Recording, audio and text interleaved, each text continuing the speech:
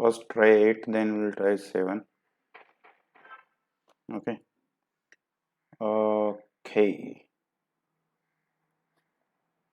This is Euler form of OD. ठीक है, तो इसमें क्या कर सकते हैं, इस टाइप की इक्वेशन में अगर इसका कॉम्प्लीमेंट्री फंक्शन देखा जाए तो दैट इज x प्लस 1 का square y double dash minus 4x plus 1 y dash plus 6y equals to 0. ठीक है, तो इसमें क्या किया जाता है, x प्लस 1 को e की पावर z रख सकते हैं, आइलर वाली फॉर्म. ठीक है, तो इसमें क्या हो जाता है कि ये जो है बेसिकली इसको we can write D square Y, तो D square Y can be replace by d1 into d1 minus 1 Y, where d is d over dx and d1 is d over dz. ठीक है, ये standard Euler equation है. ठीक, okay. और यहाँ पे जो, क्योंकि यहाँ पे कोएफिशिएंट ऑफ x 1 है तो कोई इश्यू नहीं है, इसको डायरेक्ट ऐसा लिखा जा सकता है, अदरवाइज a का टर्म भी आएगा. इसको एक्चुअली क्या किया जाएगा, जैसे dy बाई dx किया जाए तो by chain rule we can say dy over dz into dz over dx, ऐसा लिख सकते हैं. अब इसमें देखो, अगर dz ओवर dx करेंगे तो क्या आएगा, dz ओवर dx दोनों तरफ ln ले लिया जाए तो 1 बाई एक्स प्लस 1 ये होगा. इसको e की पावर z बोल सकते हैं. This is dz over dx, तो dy बाई dx क्या हो जाएगा, e की power z dy over dz, ऐसा बोल सकते हैं. dz ओवर dx, या इसको एक 1 बाई एक्स प्लस 1 ही रहने देते हैं. चलो इसको अगर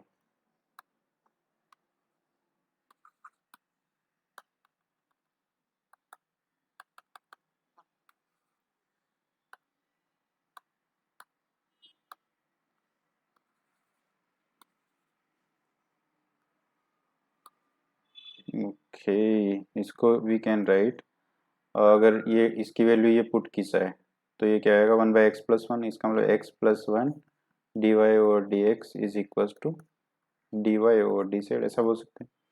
और we can say that x plus 1 D is equal to D one, ऐसा बोल सकते हैं. ठीक है, तो ऐसे ही अगर D square by D x square करेंगे तो वही हो जाएगा. ठीक है, तो अगर इसको रिप्लेस किया जाए बाई दिस तो ये होएगा डी वन माइनस 1 प्लस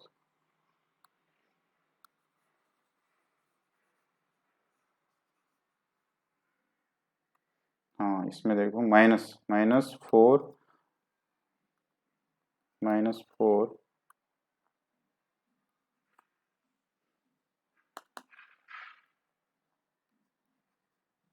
और ये तो सिंपली d1 ही हो गया प्लस 6y. ठीक है, इक्वल्स टू 0. ये सिर्फ कॉम्प्लीमेंट्री पार्ट देख रहे हैं अगर.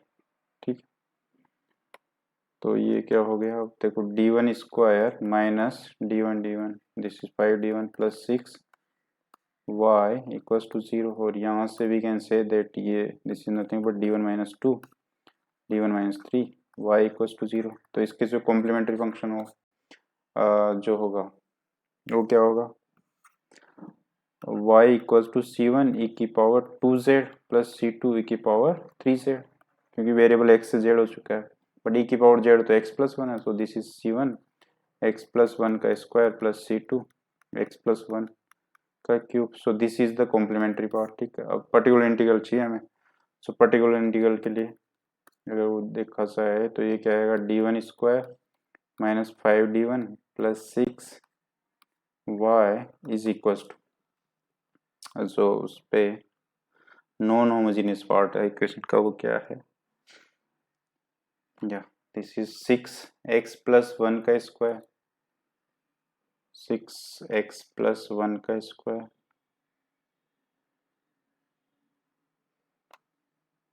6x प्लस 1 का स्क्वायर प्लस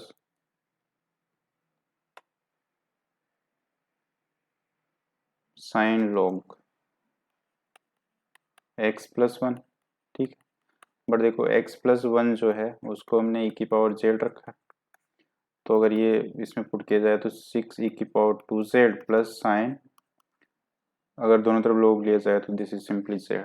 ये आ गया हमारे पास. पर्टिकुलर इंटीग्रल चाहिए हमें, तो पर्टिकुलर इंटीग्रल क्या होगा, पर्टिकुलर इंटीग्रल या वाई पी, इसको अगर इससे नोट करें तो 1 divide by D one square minus 5d1 plus 6 6 e की power 2z plus sign z। Okay, अब देखो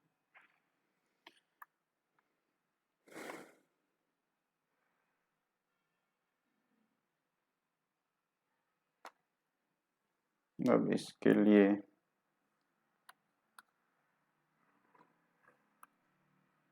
हाँ, इस पार्ट में देखो 2 बिकॉज इसका रूट है तो इसको डिफरेंशिएट करना पड़ेगा। 6z e की पावर 2z और इसको यहाँ पे z रखना पड़ेगा, इसको डिफरेंशिएट करेंगे तो 2d1 माइनस 5, 2d1 माइनस 5, ठीक। और ये जो 6z है ये रहेगा इधर, ठीक।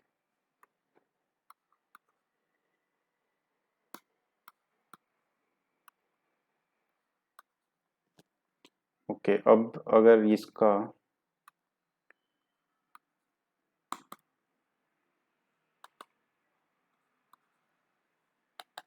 ओके अब इसका देखा जाए, इसका किया जाएगा अब तो इसमें 2 पुट कर सकते हैं d1 की जगह। सो this is 4 minus 5, that is -1, right. तो इसको क्या लिख सकते हैं, 6 तो है ही इसमें, 6z तो यहाँ पे है ही पहले से। और इस पार्ट का अगर देखेंगे तो ये आ जाएगा सिंपली 6z माइनस e की पावर 2z, क्योंकि d1 को 2 पुट कर दिया। प्लस साइन z का करेंगे तो यहाँ पे क्या आएगा, 1 है, d1 square equal to -1 put करेंगे तो 1 डिवाइड बाई -1 मीन्स प्लस के 5 हो गए, -5d1 साइन z, ठीक है। अब 5 तो चलो बाहर आ रहा है, 1 प्लस d1 से अगर मल्टीप्लाई कर दिया जाए ऊपर नीचे, 1 plus d1 sine z divide by ये हो जाएगा 1 माइनस d1 स्क्वायर, उसको +1 लिख सकते हैं बस। तो ये हो गया हमारे पास 6z e की पावर 2z प्लस और दिस इज 1 डिवाइड बाई 10 और this is sine z, d1 means इसका differentiation with respect to z करेंगे तो प्लस cos z। ये पर्टिकुलर इंटीग्रल आ गया, z की जगह वी कैन पुट यहाँ से ln x plus 1, that will be our answer, ठीक। आई होप समझ आता है। तो इसका जो भी सॉल्यूशन होगा, जनरल सॉल्यूशन, वो क्या हो जाएगा, c1 1 प्लस एक्स का square plus c2 1 plus x का क्यूब प्लस जो पर्टिकुलर इंटीग्रल आया हमारे पास -6z की जगह ln x प्लस 1, ठीक है, plus 1/10 sine log x plus 1 plus cos log x plus 1। आगे समझ आता है, ठीक है, आसान था ये तो। कोची का इम्प्लीमेंटेशन ये इनफेक्ट इम्पोर्टेंट है, कोची ये पूछा जाता है, आइलर कोची इनफेक्ट, ठीक। ओके, इसमें सी नेक्स्ट क्वेश्चन क्या है, दिस पार्ट ये हो गया। Solve the following differential equation, अच्छा ये तो हो गया। Find the general and singular solution of the differential equation, तो सिंपल है, y गिवन है, इसका मतलब सेपरेबल है, वेरिएबल सेपरेबल है तो ऐसे ही। तो अगर इसको सोल्व किया जाए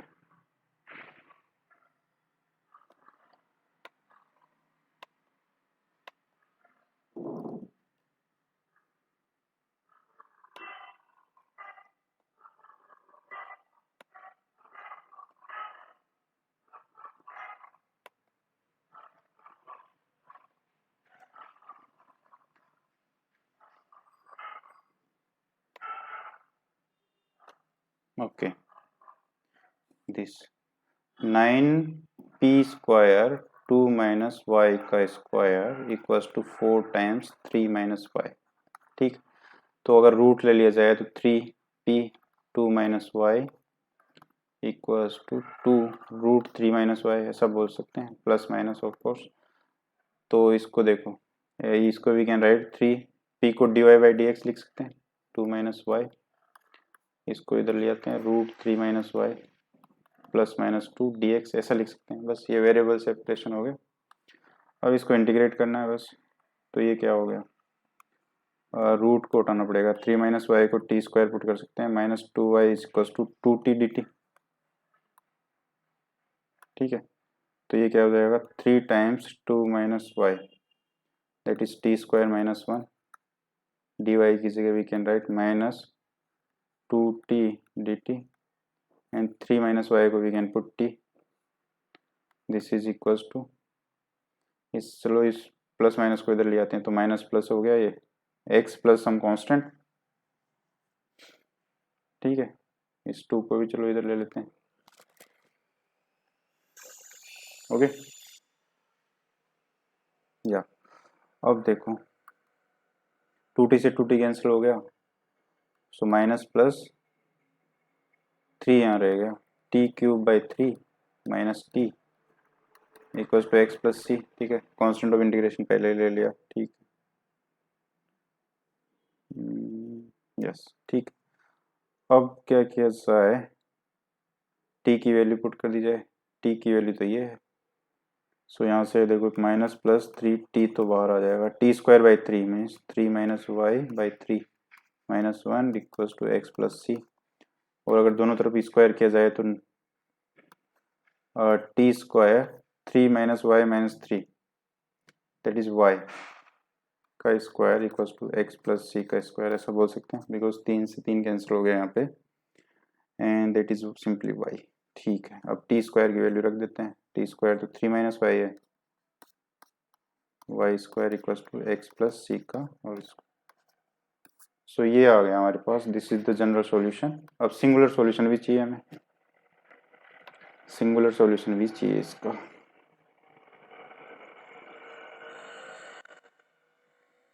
ठीक है। तो सिंगुलर सॉल्यूशन के लिए क्या, देखो ये सिंगुलर सॉल्यूशन के लिए एक तो होगा पी डिस्क्रिमिनेंट,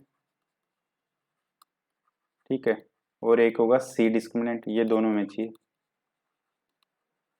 तो पी डिस्क्रिमिनेंट तो ओरिजिनल इक्वेशन से हमें मिलेगा, ये ओरिजिनल इक्वेशन है, इनफैक्ट ये पी में क्वाड्रेटिक है, तो इसको अगर कंपेयर किया जाए A X square plus B X plus C equals to 0 quadratic से हैं, तो इसमें बी पार्ट है ही नहीं, पी का कोई क्वेश्चन नहीं है, बी 0 है, तो इसका मतलब बी स्क्वायर माइनस 4ac जो है उसको 0 करना है। पी डिस्क्रिमिनेंट तो यही होगा, बी तो इसमें है ही नहीं, माइनस 4, ए की जगह क्या है 9 टाइम्स 2 माइनस वाई का होल स्क्वायर, और सी की जगह क्या है, ये सी की जगह 4 टाइम्स 3 माइनस वाई, इसको 0 करना पड़ेगा। तो यहाँ से क्या है हमारे पास, या तो y इक्वल्स टू 2 और y इक्वल्स टू 3, ये आ गया, ठीक है। अब सी डिस्क्रिमिनेंट की बात करें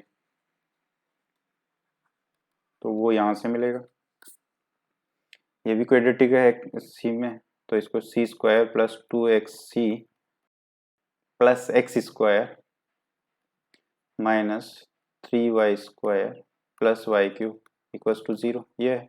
अब इसका सी डिस्क्रिमिनेंट क्या होगा, B square minus 4ac C X square minus 3y square plus Y cube equals to 0, ठीक है। अब देखा जाए इसमें, देखो 4x स्क्वायर तो हो गया कैंसिल, इसका मतलब ये हमारे पास आएगा 4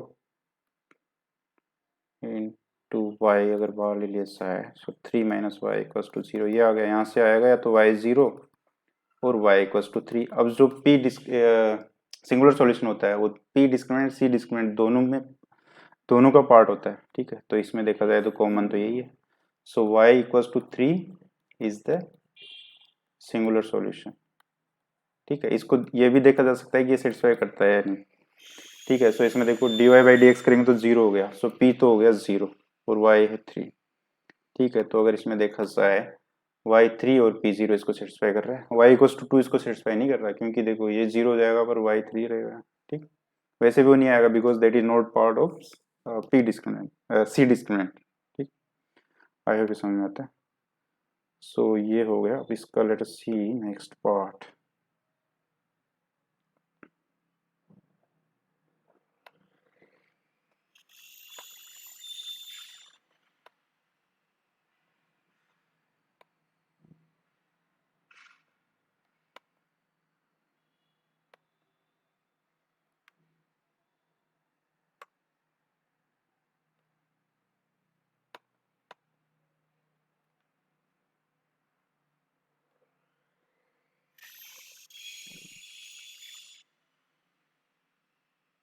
ओके, इसका बी पार्ट ये है, evaluate the surface integral where f vector is given and the s is the surface of the sphere above xy plane। मतलब ये स्पेयर है हमारे पास इस टाइप से, ये xy प्लेन है, मान लो this is x and this is y, ये z है, ठीक है। तो अबोव xy प्लेन बोल रहे X Y plane means Z equals to 0 is X Y plane. तो इसको तो किया जा सकता है del cross F dot N cap D S, ये है। इसको we can write F dot D R, ये बोल सकते हैं by Stokes theorem. Stokes theorem से ये बोल सकते हैं। तो ये जो है सरफेस, तो इसका जो क्लोज, अगर इसमें देखो पॉजिटिव डायरेक्शन ली जाए, ये ली जाए, ठीक है, तो ऐसे घूमना पड़ेगा इस टाइप से, ठीक। सो ये बेसिकली देखा जाए दिस इज एंटी क्लॉकवाइज, तो पॉजिटिव ओरिएंटेशन ही हो गया ये, ठीक है। तो बस इसके ऊपर हमें करना है। अब ये यहाँ पे जो इक्वेशन होगी, ये तो सर्कल है, this is nothing but X square plus Y square, Z तो 0 है, ए स्क्वायर। तो यहाँ पे अगर इसकी पैरामीट्रिक इक्वेशन लिखी जाए तो पैरामीट्रिक इक्वेशन क्या आएगी, A cos theta and Y equals to A sine theta, ठीक।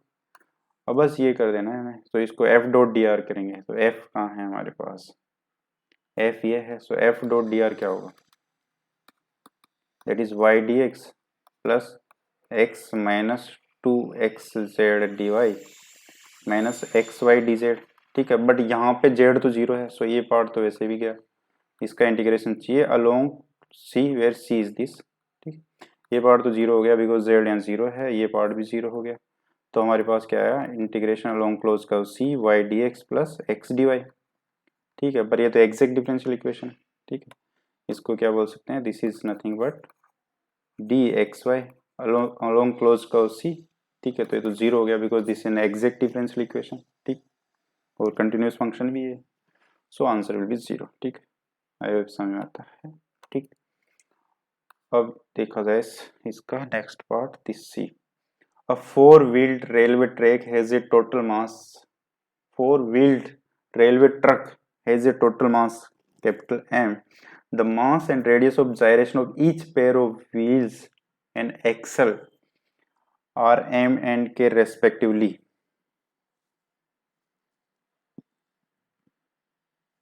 Okay. The mass and radius of gyration of each pair of wheels and axle are M and K respectively. Okay. Okay, and the radius of each wheel is R. Prove that if truck is propelled along a level track by a force P, the acceleration is given by this, and find the horizontal force exerted on each axle by the truck. The axle friction and wind resistance are to be neglected. Okay. Okay, so इसमें देखो question है कि ये मान लो truck है, इसको P force से propel किया जा रहा है, ठीक। और इसमें बेसिकली इस टाइप से जो है, ओके, इस टाइप से इसके यहाँ पे जो है एक्सल है, व्हील्स है, ऐसे पेयर ऑफ व्हील्स है इस टाइप से, ठीक है। ये जो जैसे दो व्हील है इस टाइप से एक्सल से ऐसे जुड़े होंगे, ठीक। तो इसकी जो है व्हील की रेडियस तो आर गिवन है और रेडियस ऑफ जायरेशन के गिवन है, और इसका जो मास है एम गिवन है, इस कंबाइंड का, ये जो पेयर ऑफ व्हील्स है, ठीक है। बेसिकली ये जो एक्सल और इससे मिलके ये जो पेयर बना हुआ है, ठीक। तो अब देखो इसमें क्या किया जा सकता है, क्योंकि कांस्टेंट फोर्स है तो वर्क डन की अगर बात की जाए, मान लो ये एक्स डायरेक्शन ले लेते हैं, एक्स एक्सिस, तो मान लो एक्स मोमेंट हुआ इसका, तो वर्क डन क्या हो जाएगा, पी डी एक्स, ठीक है, 0 से एक्स, बट पी कांस्टेंट है सो पी एक्स बोल सकते हैं, ठीक है। सो पी एक्स हो गया वर्क डन। तो वर्क एनर्जी थ्योरम का यूज करना है इसमें, work energy by work energy equation और थ्योरम क्या होगा, change in kinetic energy is equal to work done that is P x.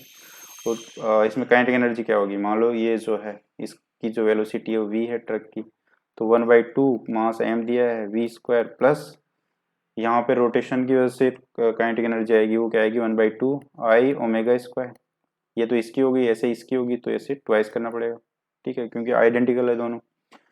और देखो आई क्या होगा, क्योंकि रेडियस ऑफ जायरेशन क्या है, तो एम के स्क्वायर हो जाएगा इसके लिए आई, ठीक।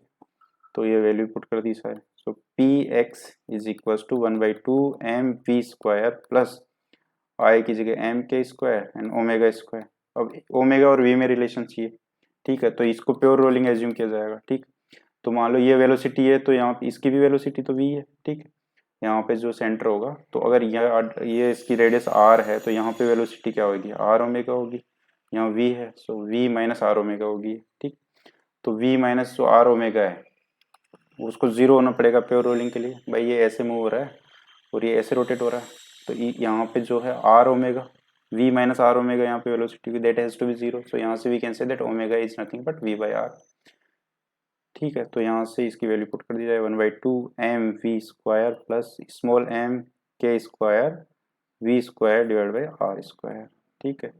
ये आ गया हमारे पास px। अब हमें चाहिए एक्सेलरेशन, क्योंकि फोर्स कांस्टेंट है तो कांस्टेंट एक्सेलरेशन वाला हो गया, ठीक है। सो कांस्टेंट एक्सेलरेशन, जो एक्सेलरेशन है वो कांस्टेंट है, तो न्यूटन्स जो लॉ है वो अप्लाई कर सकते हैं, v² equals to u² plus 2as, ठीक है, ये लगा सकते हैं। तो इसका इनिशियल वेलोसिटी जीरो, भाई इसमें जो फोर्स से प्रोपेल किया गया है, तो ये जीरो प्लस 2a और डिस्टेंस x ट्रेवल की, और v² यहाँ से निकाल सकते हैं। v² क्या आएगा, px divide by m/2 plus small m k² by r², ठीक। तो इसकी वैल्यू पुट की जाए v² की यहाँ से, और यहाँ से वी कैन से दैट जो एक्सेलरेशन होगा, एक्सेलरेशन तो a है यहाँ पे, that is v² by 2x, ठीक है। सो v² बाई 2x करेंगे इसमें, तो क्या आएगा, px divide by m/2 plus m k² by r², and ये 2x हो गया, ठीक। तो this is p times x से x कैंसिल हो गया, 2 से मल्टीप्लाई कर दो m plus 2m k² by r², that is the answer, ठीक है। यही हमें प्रूव करवाया, आई समझ आती है, यस, ठीक है। Find the horizontal force exerted on each axle by the truck, ठीक है। अब देखो ये जो एक्सल है, मतलब इस टाइप से इसके लिए टायर है, जो पेयर बना हुआ है, एक ये ऐसे एक पेयर है, एक ऐसा ये पेयर है, तो ये एक्सल पे जो फोर्स एक्सर्टेड हो रहा है वो हमें बताना है। उसको कुछ भी मान लो, एक्स फोर्स जो है एफ है, ठीक है, तो इसका डिस्प्लेसमेंट भी वही एक्स हुआ, सेम ही हुआ जब एक्सल का, तो एफ एक्स, और इसमें इसकी काइनेटिक एनर्जी क्या होगी, इसकी काइनेटिक एनर्जी की बहुत हिस्सा है, तो ये क्या हो जाएगा 1/2 आई ओमेगा, ठीक है, प्लस सिर्फ इसकी बात कर रहे हैं, प्लस 1/2 स्मॉल m, इसकी जो वेलोसिटी होगी उसका स्क्वायर, ऐसा बोल सकते हैं कि भाई ये मूव भी तो कर रहा है, ठीक। तो अब वही चीज़ है इसमें, 1/2 आई, ये तो v² बाई r² हो गया, प्लस 1/2 स्मॉल m v² की वैल्यू तो वहाँ से पुट कर सकते हैं, दिस इज एफ एक्स, हमें चाहिए एफ, तो एफ क्या हो जाएगा, यहाँ से देखो v² तो आ गया बाहर, v² बाई 2 आ गया एक्चुअली बाहर, this is i by r² plus m/2, but i तो m के square given, means radius of direction k है, सो m के स्क्वायर लिख सकते हैं इसको, तो so this is basically m भी बाहर आ गया, m² by 2, this is k² by r² plus 1/2, अच्छा 2 तो हमने बाहर ले लिया, this 2 has been taken care of, ठीक है। सो प्लस 1, ये हमारे पास f आ गया, v की वैल्यू यहाँ से पुट कर देंगे जो हमने निकाली थी, this is F x actually, ठीक है। सो v की वैल्यू क्या है, v की वैल्यू यहाँ से निकाल दो, v² is equal to 2x, या v² बाई 2x, अगर इस x को इधर ले जाया जाए, इस x को यहाँ ले जाया जाए, तो v², सो f क्या हो जाएगा, m times k² by r² plus 1, ठीक है। और v² बाई 2x को ये वैल्यू पुट कर सकते हैं, v² बाई 2x तो ये बेसिकली एक्सेलरेशन है, तो ये क्या होगा, p divide by capital M plus 2m k² by r², so that is the answer, this is the force exerted on the axle, each axle, ठीक है। so small m, इसको चलो सिंपली किया जाए, अगर k² plus r² p divide by m r² plus 2m k², this will be the basically the force exerted on each axle, I hope समझ आता है, ओके।